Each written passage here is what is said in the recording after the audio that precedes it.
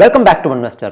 ഇതിന് മുമ്പ് ഞാൻ കുറച്ച് വീഡിയോസ് ചെയ്തിട്ടുണ്ടായിരുന്നു. അതായത് സ്റ്റോക്ക് മാർക്കറ്റിനെയും റിയൽ എസ്റ്റേറ്റിനെയും കൂടെ കമ്പയർ ചെയ്തുകൊണ്ടും അതുപോലെ സ്റ്റോക്ക് മാർക്കറ്റിനെയും ഫിക്സ്ഡ് ഡെപ്പോസിറ്റിനെയും കമ്പയർ ചെയ്തുകൊണ്ട്. സോ അതിലൊക്കെ ഞാൻ മെൻഷൻ ചെയ്തിട്ടുണ്ടായിരുന്നു, നമ്മൾ മാർക്കറ്റിൽ ഇൻവെസ്റ്റ് ചെയ്യുമ്പോഴത്തേക്ക് നമ്മളുടെ റിട്ടേൺസ് ആക്ച്വലി FD കാർഡിലും ബെറ്റർ ആണോ, അതുപോലെ റിയൽ എസ്റ്റേറ്റിലാണെങ്കിലും നമ്മളൊരു പ്രോപ്പർട്ടി വാങ്ങിച്ചിട്ട് 10-20 വർഷം കഴിഞ്ഞിട്ട് വിൽക്കുമ്പോഴും അത് മാർക്കറ്റിനെ ബീറ്റ് ചെയ്യുന്നുണ്ടോ എന്നുള്ളത് അത് കമ്പയർ ചെയ്യാനും ചെക്ക് ചെയ്യാനായിട്ടും ഞാൻ നിങ്ങൾക്കൊരു ടൂൾ ഇൻട്രൊഡ്യൂസ് ചെയ്തായിരുന്നു, CAGR കാൽക്കുലേറ്റർ. ആ വീഡിയോസിൻ്റെ ഒക്കെ ലിങ്ക്സ് ഞാൻ ഡിസ്ക്രിപ്ഷനിൽ പോസ്റ്റ് ചെയ്തിട്ടുണ്ട്. സോ നിങ്ങൾ എന്തായാലും അതും കാണുക. കാരണം ഇന്നത്തെ വീഡിയോ ഞാൻ അതുമായിട്ടും കൂടെ കമ്പയർ ചെയ്തിട്ടാണ് പറയാൻ പോകുന്നത്. ഈ വീഡിയോ ആക്ച്വലി ചെയ്യാൻ കാരണം എനിക്ക് കുറച്ച് ദിവസം മുമ്പ് ഒരു കോൾ വന്നായിരുന്നു.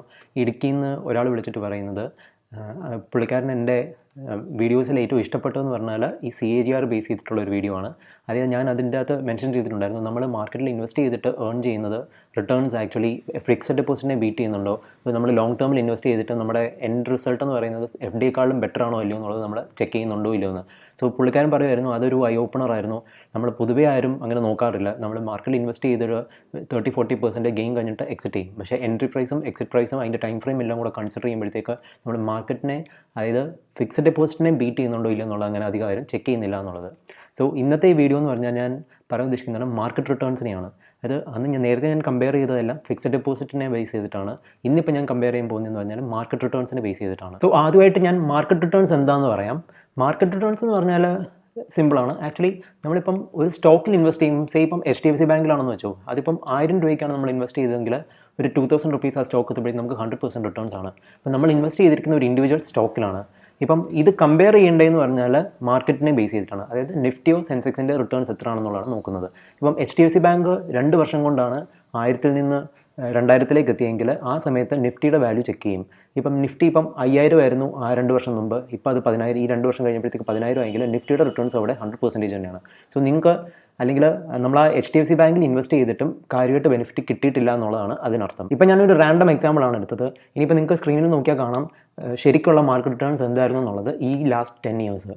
സോ അതിൽ നിങ്ങൾക്ക് കാണാം നിഫ്റ്റിയുടെ 6 months റിട്ടേൺ എന്ന് പറഞ്ഞാൽ -1.4% ആണ്. 1 ഇയറിൽ അത് +1.4% ആണ് ഏകദേശം. അതിൽ 2 ഇയർ നോക്കുവാണെങ്കിൽ ഏകദേശം 30%, 3 ഇയർ നോക്കുവാണെങ്കിൽ 42%, 4 ഇയർ നോക്കുവാണെങ്കിൽ 30%, 5 ഇയറിൽ 75%, അതുപോലെ 10 ഇയർ ആണെങ്കിൽ 275% റിട്ടേൺസ് ആണ് നിങ്ങൾ കാണുന്നത്. ഇനി ഞാനൊരു കേസ് സ്റ്റഡി ആയിട്ട് എടുക്കാൻ പോകുന്നതെന്ന് പറഞ്ഞാൽ നിഫ്റ്റിയുടെ 2 ഇയർ റിട്ടേൺസ് വെച്ചിട്ടാണ്. സോ നിങ്ങൾക്ക് ആ ടേബിൾ നോക്കുമ്പോൾ കാണാൻ പറ്റും നിഫ്റ്റിയുടെ 2 ഇയർ റിട്ടേൺസ് എന്ന് പറഞ്ഞാൽ 28.8% ആണ്. ഇനി ആ റിട്ടേൺസ് കമ്പയർ ചെയ്യാനായിട്ട് ഞാൻ യൂസ് ചെയ്യുന്നതെന്ന് പറഞ്ഞാൽ നിഫ്റ്റിയിൽ തന്നെയുള്ള 5 സ്റ്റോക്സ് ആണ്. ആ സ്റ്റോക്സ് എന്ന് പറയുന്നത് ഇതൊക്കെയാണ്.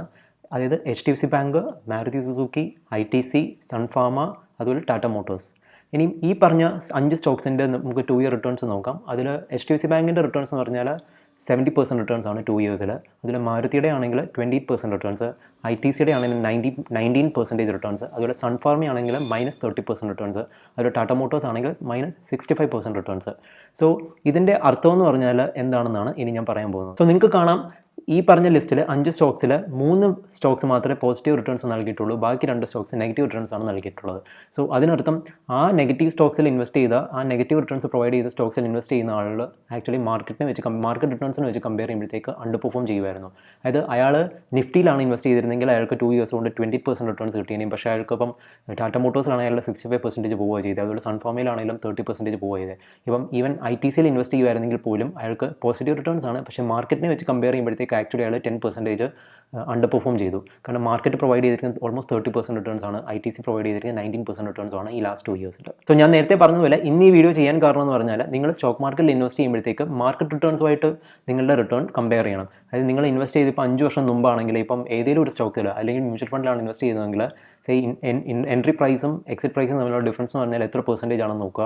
അത് നിങ്ങൾ ഏത് ഇൻഡെക്സിലാണോ ഇപ്പം ഇൻവെസ്റ്റ് ചെയ്തിരിക്കുന്ന ഫണ്ട്, ഇപ്പം മിഡ് ക്യാപ്പ് ബേസ് ചെയ്തൊരു ഫണ്ടാണ്, അല്ലെങ്കിൽ നിങ്ങൾ ഇൻവെസ്റ്റ് ചെയ്ത സ്റ്റോക്ക് മിഡ് ക്യാപ്പ് ആണെങ്കിൽ ആ മിഡ് ക്യാപ്പ് ഇൻഡെക്സുമായിട്ട് വേണം കമ്പയർ ചെയ്യാൻ. അതിപ്പം ഈ ടേബിൾ നോക്കുകയാണെങ്കിൽ നിങ്ങൾക്ക് കാണാം മിഡ് ക്യാപ്പ് ഇൻഡെക്സ് എത്രയാണ് റിട്ടേൺസ് പ്രൊവൈഡ് ചെയ്തത്, സ്മോൾ ക്യാപ്പ് എത്രയാണ് പ്രൊവൈഡ് ചെയ്തത്, സെൻസെക്സ് എത്രയായിരുന്നു, നിഫ്റ്റി എത്രയായിരുന്നു, ബാങ്ക് നിഫ്റ്റി എത്രയാണെന്നോ ഈ ഇൻഡെക്സ് വെച്ചിട്ട് വേണം നിങ്ങൾ ഇൻവെസ്റ്റ് ചെയ്ത് സ്റ്റോക്ക് കമ്പയർ ചെയ്യാനായിട്ട്, സ്റ്റോക്കിൻ്റെ റിട്ടേൺസ് കമ്പയർ ചെയ്യാൻ. ഇപ്പം ഫോർ എക്സാമ്പിൾ ഇപ്പം ബാങ്കിലാണ് ഇൻവെസ്റ്റ് ചെയ്തിട്ടുണ്ടെങ്കിൽ, ഇപ്പോൾ ICICI ബാങ്കിലാണ് നിങ്ങൾ ഇൻവെസ്റ്റ് ചെയ്തിട്ടുണ്ടെങ്കിൽ ബാങ്ക് നിഫ്റ്റി വെച്ചിട്ട് വേണം കമ്പയർ ചെയ്യാൻ, നിങ്ങൾ ആ ഇൻഡെക്സിനെ ബീറ്റ് ചെയ്തു. അതുപോലെ നിങ്ങൾ മാർക്കറ്റിനെയും നിഫ്റ്റിയും കമ്പയർ ചെയ്യണം, അതായിരിക്കണം ഫസ്റ്റ് പ്രയോറിറ്റി. ബട്ട് അറ്റ്ലീസ്റ്റ് ആ മാർക്കറ്റിനെ ബീറ്റ് നിഫ്റ്റിയും സെൻസെക്സിനെയും റിട്ടേൺസിനെ ബീറ്റ് ചെയ്ത് കഴിഞ്ഞാൽ മാത്രമേ ബാങ്ക് നിഫ്റ്റിയായിട്ട് കമ്പയർ ചെയ്യേണ്ട കാര്യമുള്ളൂ. സോ ഈ വീഡിയോ എന്ന് പറഞ്ഞ ഒരു റിമൈൻഡർ കൂടെയാണ്. നിങ്ങൾ സ്റ്റോക്ക് മാർക്കറ്റിൽ ഇൻവെസ്റ്റ് ചെയ്യുമ്പോൾ നിങ്ങളുടെ ആക്ച്വൽ റിട്ടേൺസ് എന്ന് പറഞ്ഞാൽ മേ ബി മാർക്കറ്റ് റിട്ടേൺസിനേക്കാളും താഴെ ആയിരിക്കും. കാരണം അതിൽ ബ്രോക്കറേജും കമ്മീഷൻസ് ഒക്കെ വരുന്നുണ്ടല്ലോ. സോ നിങ്ങൾ ഓൾവേസ് ഇൻവെസ്റ്റ് ചെയ്യുമ്പോഴത്തേക്ക് നിങ്ങളുടെ എത്രയാണോ റിട്ടേൺസ് അത് മാർക്കറ്റുമായിട്ട് വേണം കമ്പയർ ചെയ്യാൻ. അതുപോലെ ഞാൻ നേരത്തെ പറഞ്ഞിരുന്നു CAGR എന്ന് പറഞ്ഞ കാൽക്കുലേറ്റർ യൂസ് ചെയ്ത് നിങ്ങളുടെ ആക്ച്വൽ റിട്ടേൺസ് നിങ്ങൾ മെഷർ ചെയ്യുകയും ചെയ്യണം. എന്നാൽ മാത്രമേ നമ്മൾ സ്റ്റോക്ക് മാർക്കറ്റിൽ ഇൻവെസ്റ്റ് ചെയ്തിട്ട് ആക്ച്വലി ബെനിഫിറ്റ് ഉണ്ടോ ഇല്ലയോ എന്ന് ചെക്ക് ചെയ്യാൻ പറ്റത്തുള്ളൂ. ഈ വീഡിയോ ഇൻഫോർമേറ്റീവ് ആയിട്ട് നിങ്ങൾക്ക് തോന്നിയിട്ടുണ്ടെങ്കിൽ എൻ്റെ ചാനൽ സബ്സ്ക്രൈബ് ചെയ്യുക. So good bye until the next video.